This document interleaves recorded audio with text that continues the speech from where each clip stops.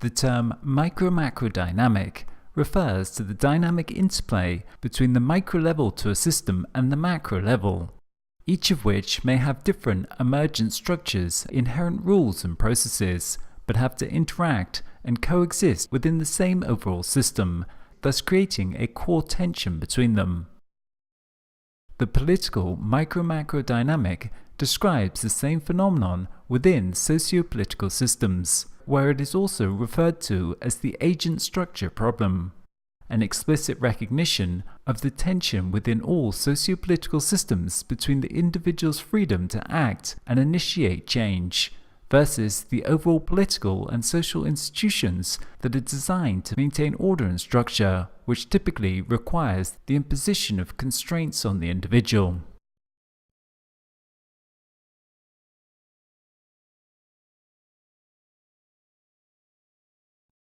The relationship between the individual and the collective has always been one of the most fundamental issues in the social sciences. This relationship was a central element in the theorizing of the founders of sociology and economics, including the work of Max Weber, Simmel, Smith, Durkheim, and Karl Marx. Contemporary organizational theory is very much concerned with how organizational structure influences individual action and how individual behavior results in the emergence of global organizational properties. In the social sciences, this relationship is known as the agent structure problem. Agency is the capacity of the individual to act independently and to make their own free choices. Structure here refers to the recurring macro-patterned arrangements which influence or limit the choices and opportunities available. For example, a researcher may observe that individual political opinions and voting behavior are affected by their social class, thus indicating an empirical linkage between micro-variables, that of political opinions, and a macro-variable, that of social class. In most attempts to develop theories that link micro to macro, however, conceptual gaps appear in the resulting attempts. In most sciences today, including physics, biology, economics, and many other social sciences, this remains the case. These gaps typically involve an inability to specify conceptually the process by which micro and macro level forces influence each other. An understanding of the micro-macro dynamic to socio-political systems can help us in structuring and formulating key questions of interest within political theory. For example, the concepts of duty, justice, freedom, and diversity are just some of the questions that lie at the heart of political theory, which can be understood with reference to systems' micro-macro dynamic, as we'll illustrate in this video. The key issue here is that of emergence. The process of emergence defines how micro-level parts are aggregated to form new macro-level patterns. Thus, an understanding of emergence tells us how we go from the micro level to the macro level in some consistent fashion. The idea of emergence lies at the forefront of contemporary science today, and thus within many domains it is far from fully understood exactly how this process works to integrate the different levels.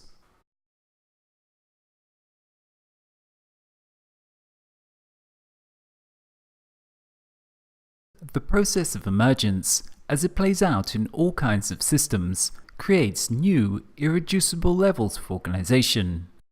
As we put parts together, new processes come to take place on new levels. For these processes to take place effectively, new rules have to be created and imposed on that level of organization that does not exist on other levels. As illustration, we can think about a house fire taking place within a small community, where a group of people form to carry water in an attempt to put out the fire.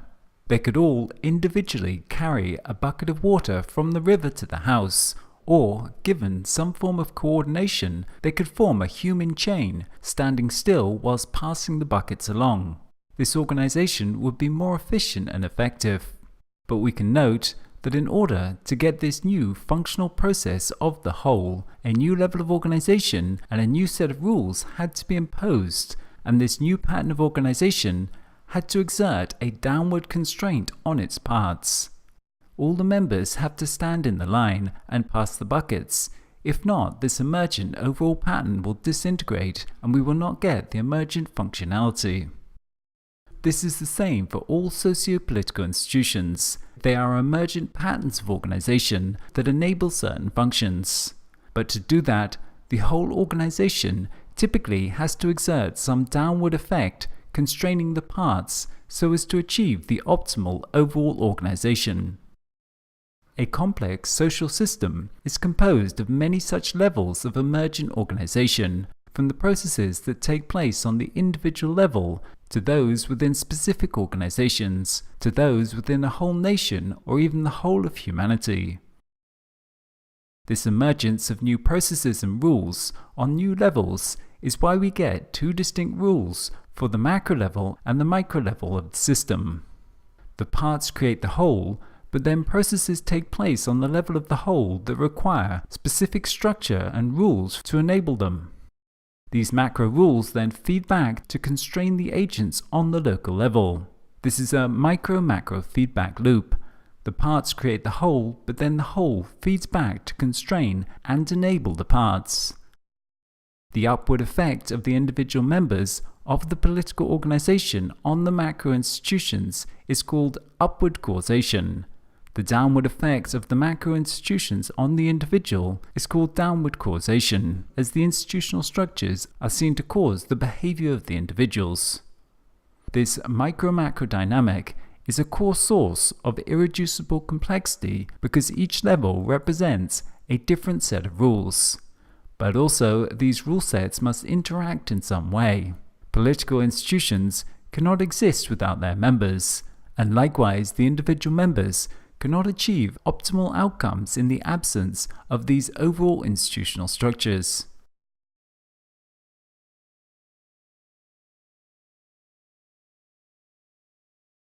To understand the difference between the micro and macro rules, we may take the example of the different existing interpretations to the concept of freedom.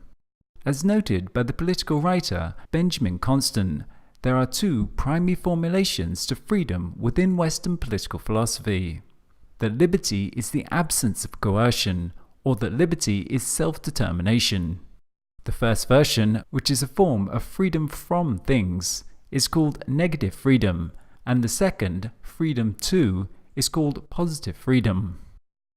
Negative freedom is a form of freedom where the individual is liberated from overarching constraints and is thus free to pursue their own desires and interests without being bound by common rules or inhibitions by others.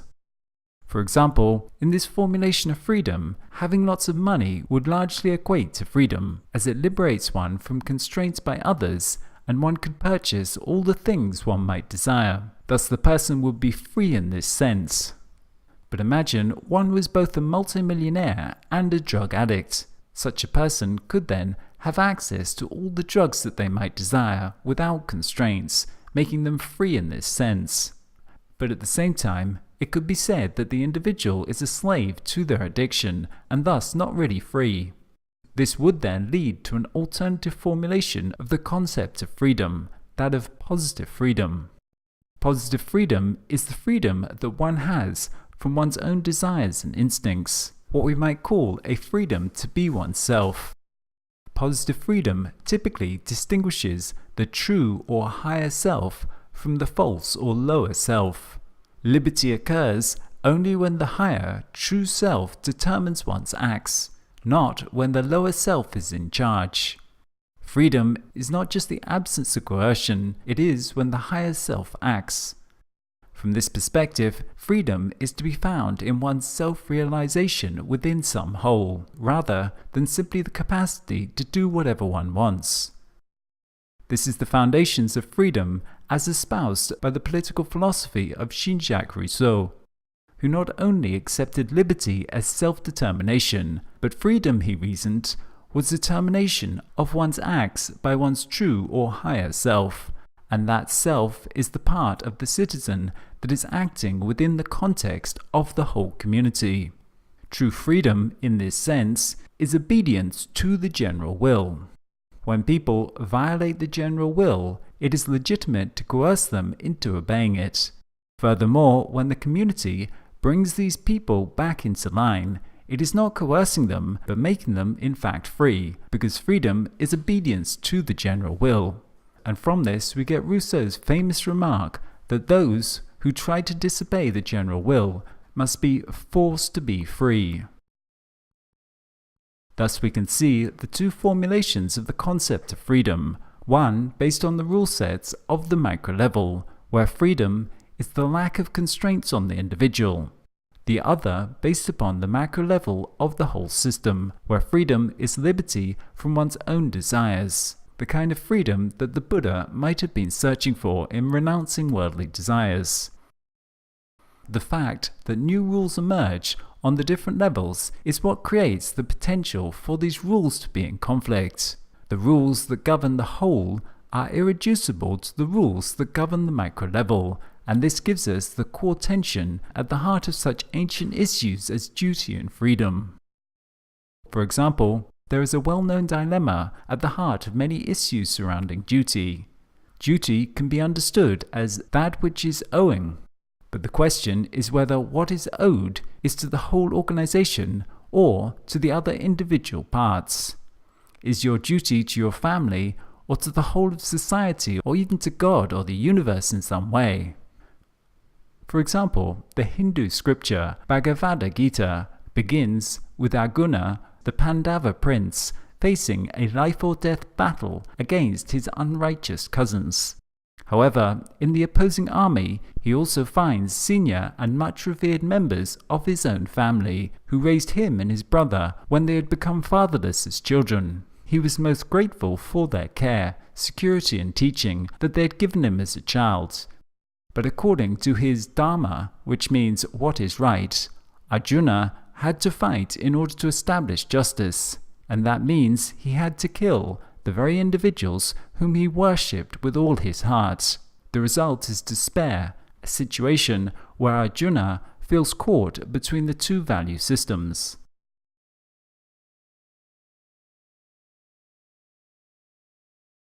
There is no solution to the micro-macro dynamic. It is an inherent part of the dynamics of every system. All societies and political systems since the origins of social groups have faced the challenges of integrating micro and macro political structures. The central question is not in resolving this dynamic, but instead how the political system enables it.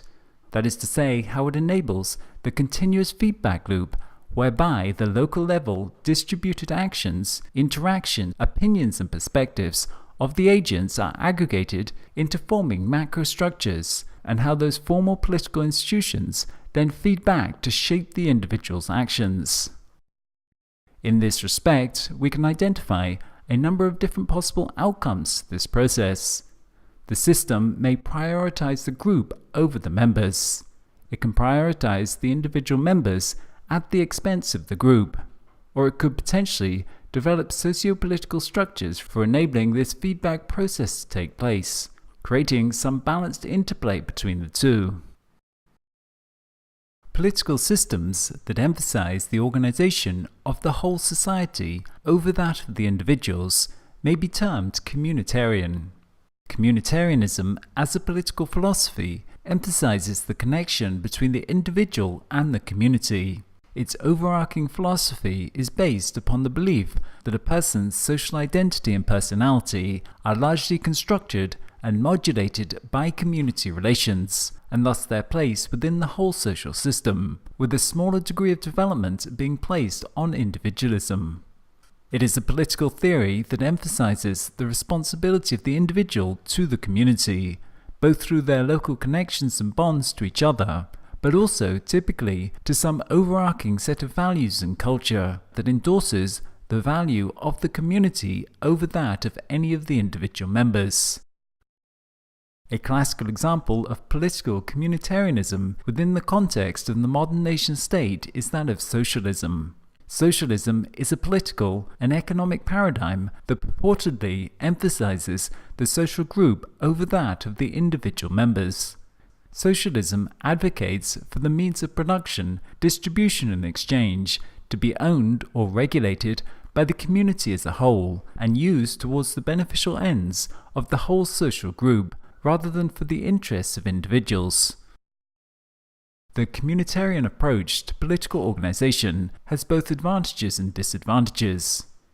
David Pearson illustrated both of these when he said, quote, "To earn the appellation community, it seems to me, groups must be able to exert moral persuasion and extract a measure of compliance from their members. That is, communities are necessarily, indeed by definition, coercive as well as moral, threatening their members with the stick of sanctions if they stray, offering them the carrot of certainty and stability if they don't. Communitarianism offers a sense of unity, certainty and stability within the whole. However, it is only interested in the individual in respect to their part in the whole. If you do not play that part, then there is no basis for your value within the community. The individual has no inherent value, thus there is no basis to resist the actions and interests of the group. Because individual identity is strongly constructed by the culture and social relations, there is no coherent way of formulating individual rights or interests in abstraction from social context. Everything comes to exist in relation to the whole social group, and individuality appears to be expendable to that. The 20th century experiments with socialism and communism taught us much about the worst dangers of such political systems. Although they are not necessarily deemed totalitarianism, they are certainly prone to becoming hijacked by a small group that then has unrestricted power over the people. The results can be disastrous, as 20th century political history taught us. On the macro level, this approach may offer the community unity and cohesion as a whole, making it potentially more effective as a collective. Unfortunately, this cohesion of the whole often comes at the expense of the individual. In emphasizing the whole over the parts, communitarian political systems will typically result in conformity and homogeneity. As individuality, diversity, and different perspectives become dumbed down, this limits the stock of diversity required for the system to renew itself over time in the face of changes, thus rendering it potentially unsustainable. Inversely, the socio-political system may prioritize the micro level of the individual over the macro level, meaning that the system will become defined and driven by the interests of the individual members. Such a political system finds its expression in the political and economic ideals of liberalism and the free market as we know it. Within this paradigm, the whole actually stops existing in its own right. The whole is seen as nothing other than all of the parts, what we call reductionism. Here, what is best for the whole is simply what is best for all of the individual parts. The measure of the value of things, unlike in communitarianism where it is to the whole organization, is here found in the utility to the individuals. The political organization within such a paradigm is based upon the rights of the individual. The whole political organization is nothing more than a set of contracts between the members that are entered into out of their own self-interest. Any binding political or legal responsibilities that exist as separate from the individual is a product of those individuals freely giving over their consent and binding themselves into an overall organization through a set of contracts that are believed to be formed ultimately out of their own self-interest. As with prioritizing the macro level, this approach also both has its advantages and disadvantages. It is effective at harnessing the bottom-up motives for the individuals, often identified as one of capitalism's greatest achievements. Likewise, it promotes the differentiation of the individual and groups, protecting them against the interests of the whole and maintaining a diversity of potential solutions that may be required to navigate change.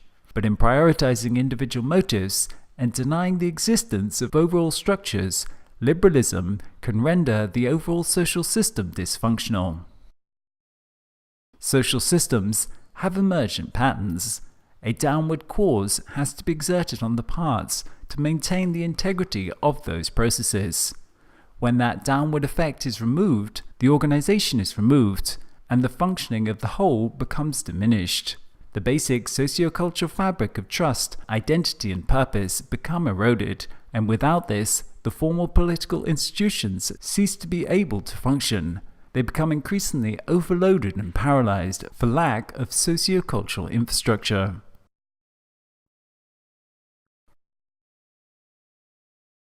The 20th century experiments in both socialism and neoliberalism have taught us much about the basic achievements and limitations of both systems. However, one thing we can say is that both systems are unsustainable. Both the micro and macro level approach are unsustainable over time. By prioritizing the macro level, there is a loss of the differentiation of the parts and the diversity of solutions required to navigate long-term major systemic changes. By prioritizing the parts, the whole system becomes disintegrated. The underlying unity of the social and cultural fabric that enables social capital to flow effectively becomes depleted, and the formal political systems are rendered dysfunctional in the absence of basic community infrastructure. For a system to be sustainable, it has to enable the full feedback loop between the micro and macro. Complex systems are hypothesized to exist on the so-called edge of chaos, between integration and differentiation, where they navigate them both to enable the process of creative destruction, wherein they're continuously breaking down and building up new structures. Indeed, without going into too much detail, we can ask, after the 20th century divide between socialism and liberalism, what is there left today? The most successful and potentially the most stable and sustainable socio-economic organization of our time are those that involve an emphasis on the social and the free market and manage to integrate them in some way. Those countries that constitute the so-called Nordic model are the most successful along virtually all metrics of socio-political and economic success. The Nordic model is a term coined to capture the unique combination of free market capitalism and social benefits that have given rise to a society that enjoys a host of top quality services, including free education and free healthcare. Sitting between the controlled economy of the Marxist regimes and the unchecked capitalism at the other end of the spectrum, this Nordic model is sometimes referred to as the third way. This is not to promote the Nordic model as ideal or to promote a centrist approach. Life happens at the edge of chaos, and the greater the interplay between integration and differentiation, the stronger the process of emergence. This means continuously pushing the extremes, as well as maintaining enough balance to survive as a coherent pattern. The greater the system's capacity to do that, the greater its capacity to innovate and evolve, which is the only thing that will ensure its survival in the long run. We can note that most socio-political organizations throughout history have not stood the test of time, and in times of fundamental and rapid change, survival is the primary metric of success.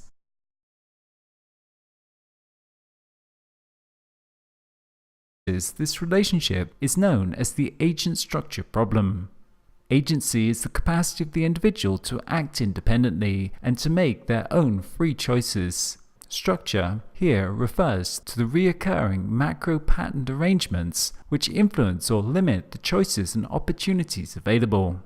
For example, a researcher may observe that individual political opinions and voting behavior are affected by their social class, thus indicating an empirical linkage between micro-variables that of political opinions, where it is also referred to as the agent-structure problem.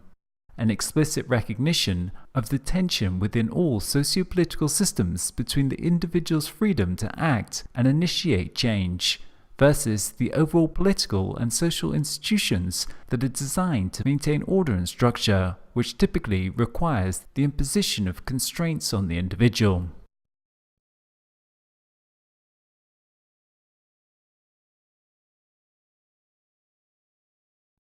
The relationship between the individual